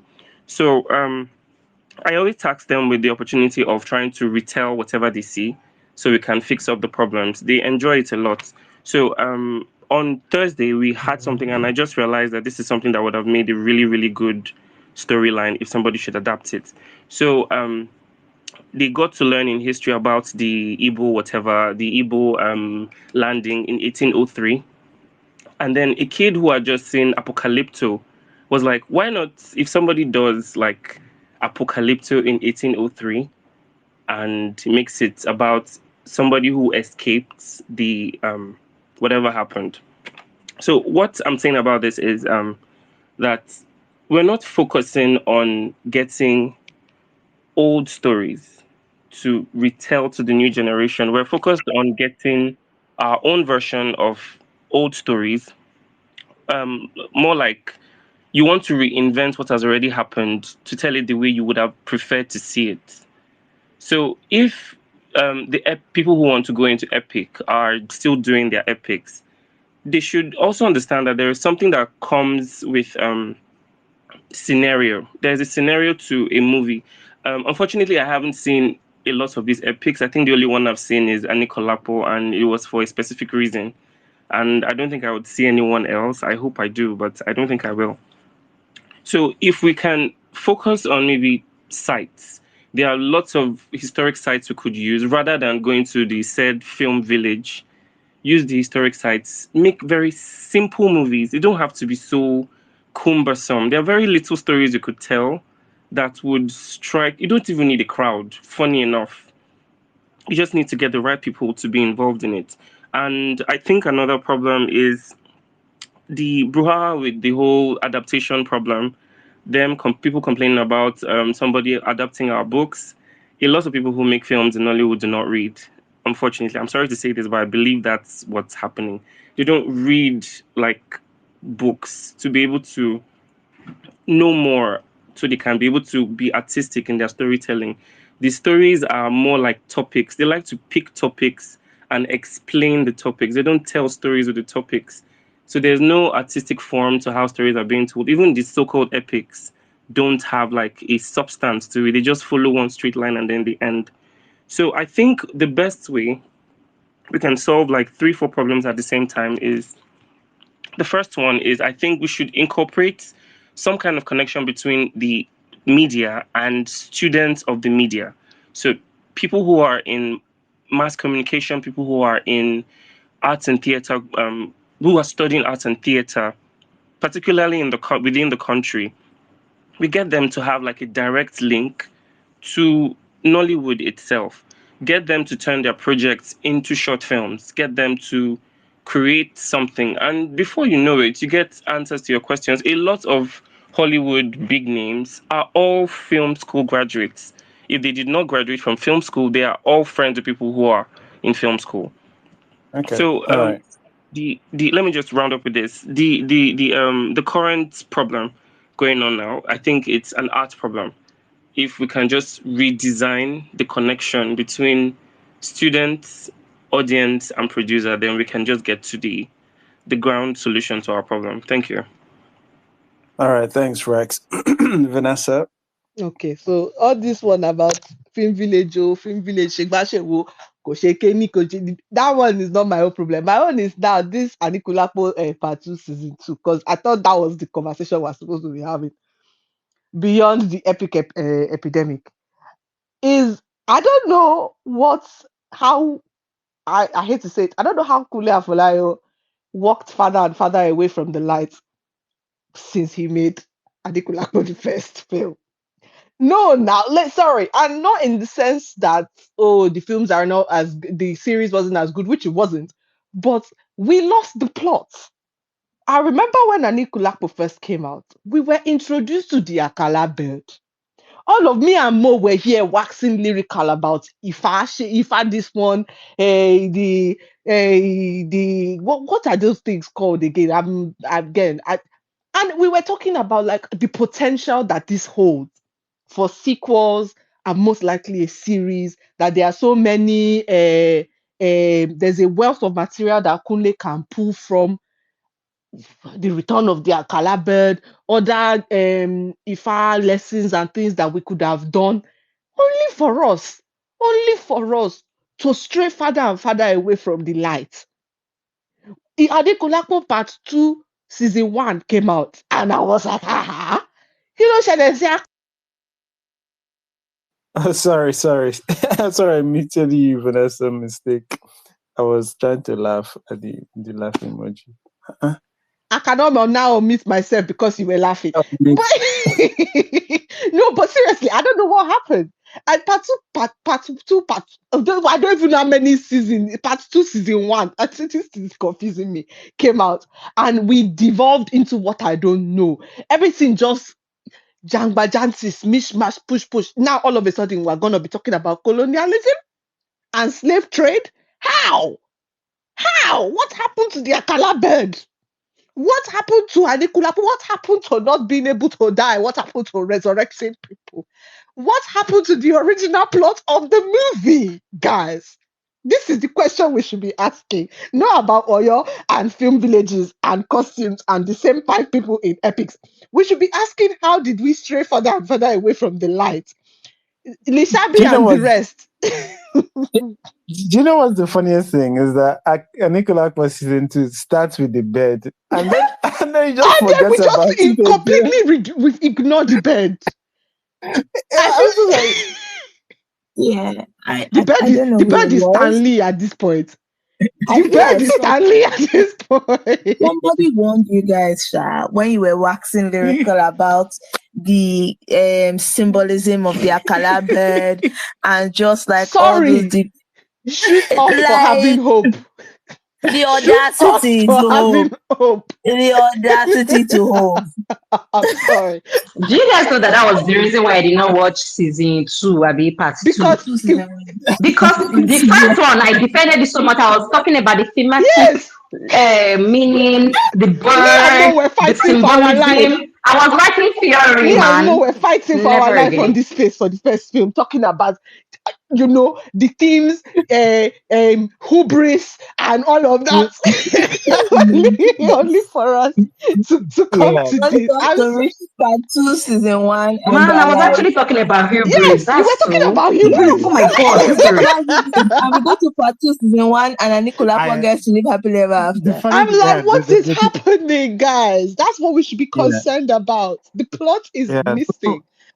Some of us noticed that Keep quiet there. moving away Keep from quiet the there. Keep halfway quiet through the there. film, Sorry, and some just of as a us said it. caveat, everybody watch at ease. I don't know if the film is going to be good. Don't come and choke me if the film don't sweet. But watch it Yeah. and support Asa Samuel. Asa has been in this industry for years and hasn't Who's gotten his Asa? shot. Asa is the Who's lead. Asa is Okay, the okay. lead. He's the Uh, lead, and I'm mm, very happy for him.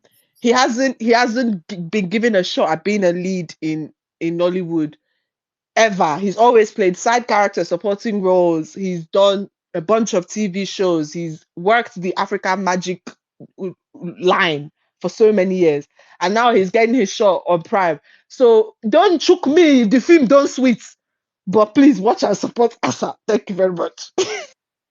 yes. The I would say that aside it being a first features production, which I was actually excited for. I think on reading the synopsis, I became slightly less excited because it was something about police.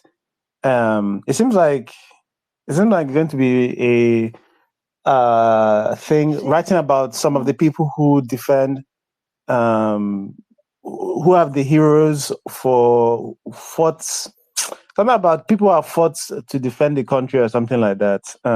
So more of it on what kept me up. What kept me up, I haven't been giving them their right shout outs. What kept me up we have been getting a lot of the news that we discuss on here. So please give them their dues. All right. Okay. um Inko, please go ahead. I am entirely confused about what we're speaking about. Okay. We're talking about Anikulapo's new direction they were heading into, and just the general feeling of how our epics have been doing. Because, like, there have been a lot of epics recently. Jade is also going into epics. There's an Igbo epic coming in, going to cinemas. Lisabi obviously just dropped recently. If people have, I know that one didn't drop globally, but yeah, that's what we're talking about. General feelings of how you feel epics have gone recently, and or the the direction in which Anikulapo part two, season two is going in, which is talking about slave trade. He wants to go into slave trade. I thought that show ended with the last season. Well, Sup- Not wrong. you, you surprise, thought so, maybe. surprise.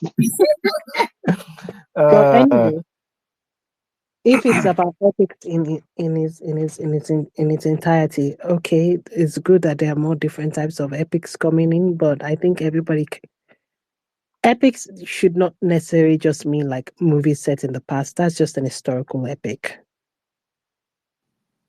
If we want, if they can do modern day epics, it just means a grander story type of telling. Like Mama Dearest was an epic. It intercrosses many different characters and like it's set in modern days, many different countries, and sometimes it could be a question about characters going against up fate and like time and things that are sometimes maybe the characters don't have their own agency in the something, but it could just be time and it could just be bigger things than that. If Nigeria wants to do more of that, they have the ability to do it more than they have the ability to be doing action movies because you can just write a story that is an epic that doesn't necessarily need to have like fantasy or historical something.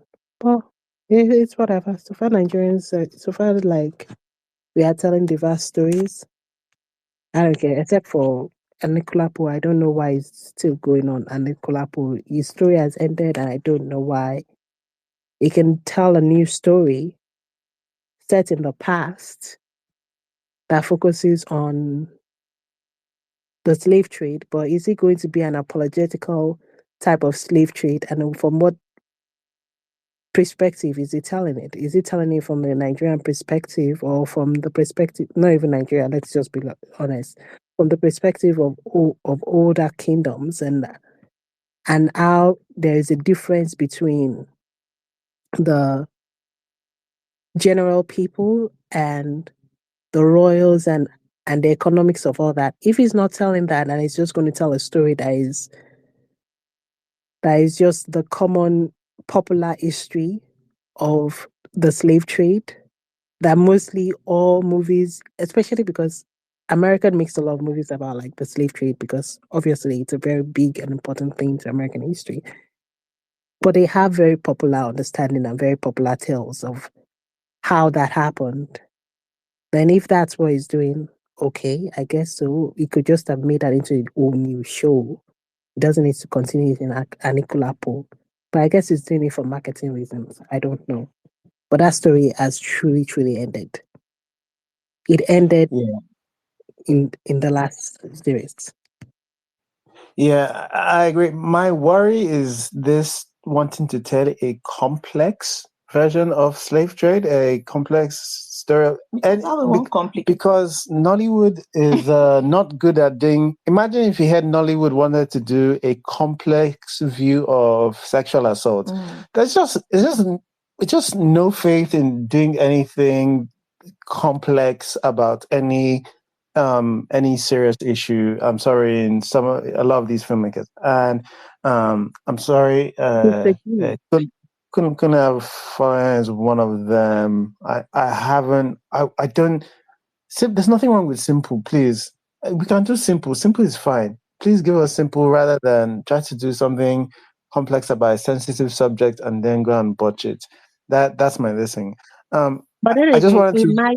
He might do something that is more historically accurate, and people might be upset because the popular in the understanding of this of the slave trade and something is much different than what is Such faith historically. you have in Kunle. It's so sweet of you. I'm just saying, like, so sweet I don't of think you. he will.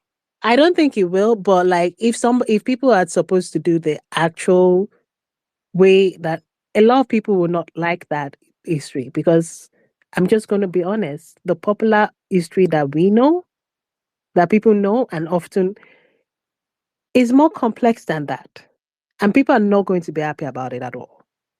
A lot of people are not going to be happy about it. The thing is that I don't disagree with you. I know no shot is it going to be somebody going to do deep research.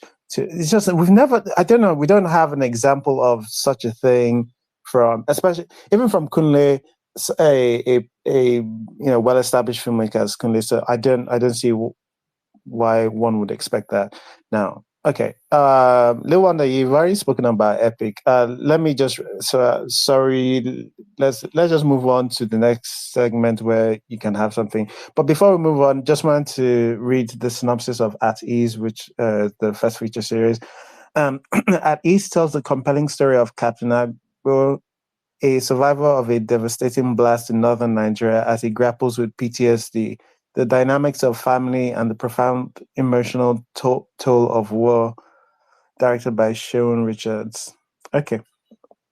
All right. So it's about a military guy who, war, but PTSD. It's also about blasts in northern Nigeria. Please, there's nuance here. And I'm not defending a film I have not watched. I'm not defending a film I have not watched because I don't know what the direction is. But it's more than just about military people. Come on now. Yeah. The North. I hear you. I hear you. I just I just worry whenever we start doing military and police stuff, because in Nigeria we're only allowed to look at it through a certain lens from our filmmakers. But I don't know if it's only Nigerian though, because like America is very pro-military and it's very obvious in the way they tell their stories.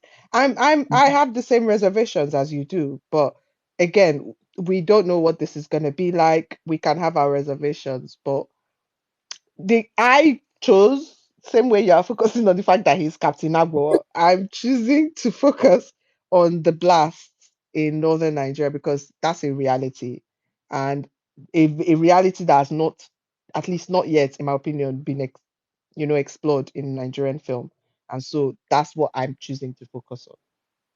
Yeah, for me, the positive side of it about this is that it's a first features production, and they've generally, from all I've seen, I've seen everything except the Cake movie. Don't watch it, please. Don't watch that Cake movie. I bit the bullet for us. Don't do it to yourself.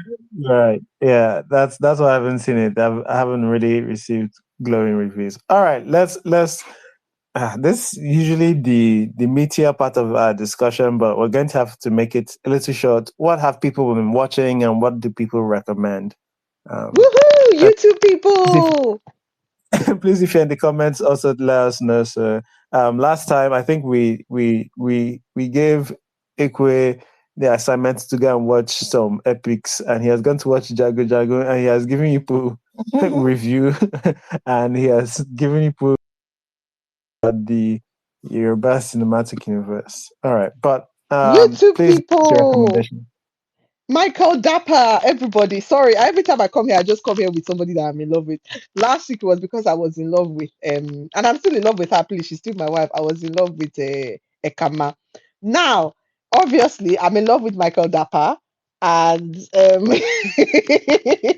I can't say, guys, because of my love for Michael Dapper, I have watched this film now 2.5 times. It's on what YouTube channel is this thing on? It's called.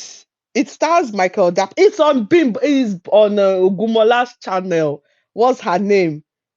Hey, she's a B name. Bim boys. No, what's her name? Exactly, he's wrong. It's Ogumola.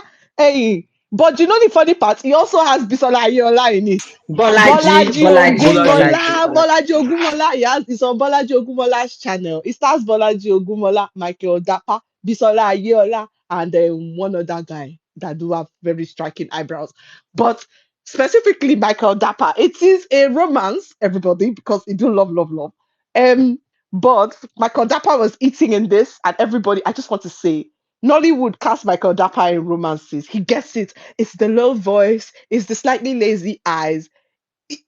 Even me, get one time, Seth, I was blushing, but maybe that's also because I just think he's hot. But everybody go and watch the brokenness of beautiful things, or the beautiful things of broken. Something is that broken and beautiful. Yeah, I think I watched that the other day. Okay, Actually, thank you, Uchenna, for backing me on this. You're not really backing me because you're not saying it's good or bad, but I watched it because I liked Michael Dapper, and I think he was cute, and I think he had Bolaji had good enough chemistry. So you people should not choke me when you come back and say you didn't like the film. But again, Michael Dapper is hot, and I feel like his hotness will distract you. Thank you. This kind of recommendation. So this recommendation is if you find Michael Dapper hot, you will find him hot. I'm sorry, Michael Dapper is universally hot. What was that film that we were watching? It was Kilboro. It was Kilboro, and all the characters in the film were calling him a fine boy because he's a fine boy. Please, Michael Dapper is universally hot. Thank you. Okay. Has anybody watched anything they wanted to recommend? Doesn't have to be Nollywood. I just started watching this. I've been too busy to watch anything, but I started watching this today, and I like the first four something. It's an anime called The Condition of Love. It's nice. That's it. It's okay. It's nice. I don't know how much you're selling it. All right, but anybody else with any other recommendation? Have you watched anything this week that we should recommend? I don't watch anything this week. This week has been very busy for us. Okay. I don't actually think we have much. Okay, look at that. If nobody else has anything, it's your last chance. I have now. Okay, sorry, go ahead. Okay, so you didn't ask me, but let me just add my own. So I've been watching Jane Austen Universe. Don't worry, that's my obsession. So I've watched all the Pride and Prejudice again, plus Pride and Prejudice and Zombies. So that's 4 Pride and Prejudice. No, plus Bride and Prejudice. So making that 5 Pride and Prejudice. What else have I been watching? I started Penguin. Somebody actually said, I can't remember, was it 2 weeks ago? Somebody recommended the Penguin. I like it. I really like it. The last time I watched anything with Penguin it was the TV show. It was Gotham, and Gotham was like a while back. There was what else am I watching? What did I watch on Netflix? I watched Marry Me on Netflix. It was okay. Then I started Agatha. What's that thing called? That's the only thing. Unfortunately, I've not watched YouTube this week. And my remedy that I don't know if I like my Kedapa like that too. With that pick and drop on his edge. But we'll see. Ekwe, all right. That Agatha all along. How is it? Is it because we were thinking about venturing there? Is it okay? Is it? Yeah, I actually started the first episode today before I dumped it for Inside Live. So it's okay. I couldn't watch Wanda. It was somewhat because I thought it was going to be like Wanda Vision, but you guys like Wanda Vision. I remember. I think you mentioned it, but it's okay. I think you should get into it. Okay, thank you. All right, Cynthia. Oh yeah, so the only thing am I? I don't know. Anyway, the only thing I've watched is Love is Blind because is Love truly blind? And I just want to say, do not watch the USA version because the USA version it's not clicking this year. Cynthia, you're It's not watching Love is clicking. Blind, Habibi? Yes! Love is Blind Habibi. The Arab version, that is where it is. No, honestly, and this is the first time I'm even encountering French Arabic people. I'm usually used to the English people. No, it is good. Love is Blind Habibi. Then I also want to use this opportunity to fight Otas. Last week, Otas spoke about the Nigerian Korean YouTube movie. And as a patriotic K-drama watcher and someone that supports Nollywood, I went to watch My Sunshine on YouTube. It was 1 hour, 14 minutes. It was a rubbish movie. Okay, not rubbish. It was an interesting parody. I just want to say, if you are sad, if you are depressed, if you want something that's going to make you laugh and laugh and laugh and laugh and forget your sorrows, you can also laugh and get headache. You can laugh and your stomach will start paining you. Go and watch My Sunshine on YouTube, the Nigerian Korean movie. A very, I'm so very sorry. special What? movie. What do you My mean Nigerian Sunshine, Korean movie? a Nigerian movie where they were speaking Korean language. Oh, Oh, I think I even haven't heard of this. Yeah, been on the internet this All last week, right. it seems. I tried watching that and I no, couldn't get because into it, but I I have really, a like. I really like the idea that movie or that series. I really like the idea that movie exists. It's not for me, but I think it's a smart move, really, because there are signs of a growing Nollywood audience in Korea. Mhm. So, and kid dramas as a whole are extremely popular around the world. So why not make Nollywood kid dramas? I mean, as it turns out, right now, as we've said a million times, we don't have the purchasing power in Nigeria, and I think that the future of Nollywood lies in trying to appeal to audiences outside of Nigeria because right now we don't have the money to support the industry. So if you can get Koreans to watch your movie by doing stuff like that, I think that's great. So I'm not going to watch it. Well, I mean, I tried watching it already, No To be but it's It honest, worth to it. be actually, any honest, Korean, to be no honest. it does shot. work Any for Korean has watched that and thought, I think "Oh we my can do god, it with Korea. yes, we should watch that." No chance, Uchenna. There's no 0.000% how of Koreans will watch that and go, "Oh yeah, they I are guess enjoying. Oh They're I no, guess speaking you my actually language." don't. Let me tell you something. You Koreans, would be wait. very surprised. You Koreans would be will watch surprised. it. You know why? Because Koreans have pride in other people knowing their stuff. oh no Exactly. no no They no will Exactly. see take. okay They will no what?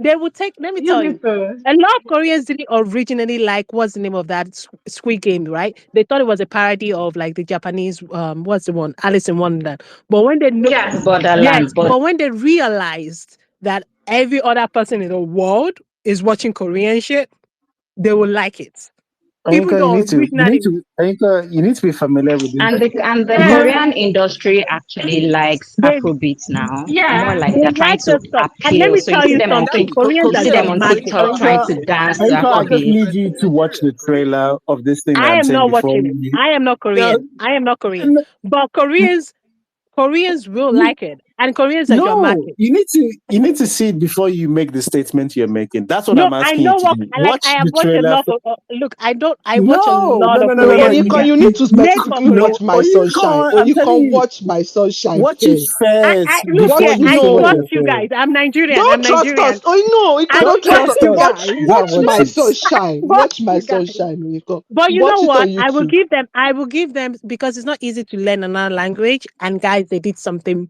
that none of us here has done. They are speaking Korean. They try to learn another culture, or something, and I will give them A+ for that.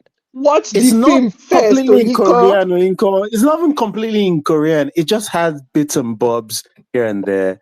It's not even Okay, completely in Yeah. Korean. and That's I what I'm will telling you. give them Watch it props for that. first. Nah, Anyways, good. nah. I don't. My job is taking too much of my time for me to spend time on something that might be horrible. Okay, thank you. I'm recommending it when it's sad, when you're depressed on a sad day. That's why I'm recommending the movie. I just want to say that I have two Korean colleagues that are close to me, Daniel and Jay. Even if they put a gun to my head, I'm not going to recommend that movie because I have shame. Okay, we do talk about K drama, we talk about a lot of things. And Jay is someone that supports Nigeria. Like she was even showing me about a Nigeria in Korea that was speaking Korea in YouTube. Okay, and we talk and laugh, but nothing in this world will make me comment my sunshine to her because I have shame. But I just want to fight otas for being like, oh, you people should try and watch it.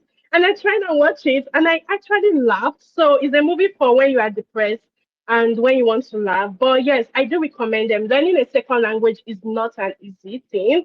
But the only thing they were saying was pali, pali, pali, oma, oma, oma. So I don't know the second language they learned, apart from the popular babe on Twitter that knows how to speak Korea. But that is all for me. Love is blind, Abibi. That's the main thing. Love is blind, what? Abibi. That's my recommendation. I love parodies. Let's all watch Sunshine. Which sunshine is this?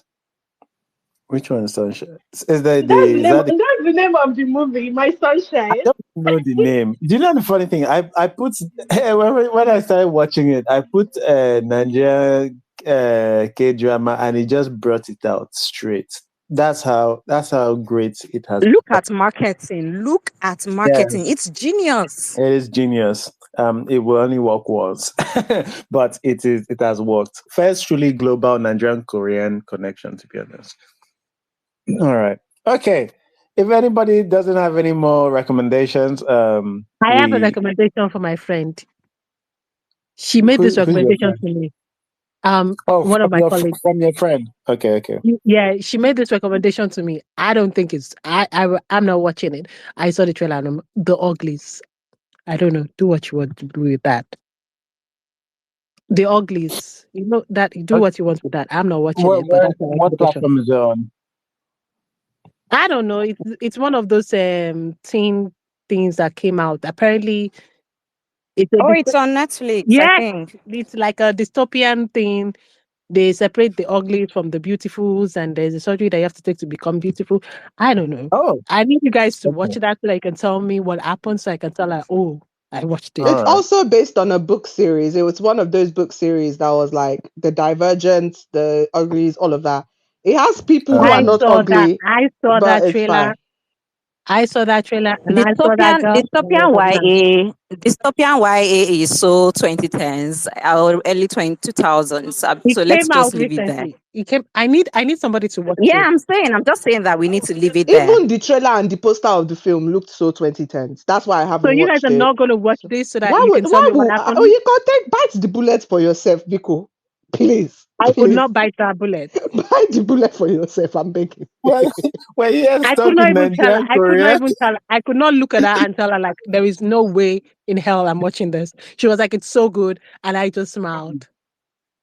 Tell And I her said, "No." you do ideal. Tell her you do Why does it ideal. sound like a Nigerian film? Tell her you do ideal. If she watches the Nigerian Korean movie on YouTube, you watch that one. Tell her. Do I her am like not that. evil. I am not evil. I'm a liar, but I'm not evil. All right. Okay. Deny her a good time. All right. Okay. But thanks everybody. I think this was a fun hangout. We return back to NFC next week we're going to be doing I think At Ease. Is it? Yeah, At Ease next week. So hope you guys have enjoyed the hangout. We'll still come back to it, I'm sure, because the geo-locking continues, but we'll see how things go. Thanks again, everybody, for joining, and we'll see you next Sunday, 6 p.m. What? Bye-bye. Thanks for listening to the episode. If you enjoyed listening and would like to join live, just follow us on Twitter at Iroko Critic and join us every Sunday, 6 p.m. West African time on our spaces.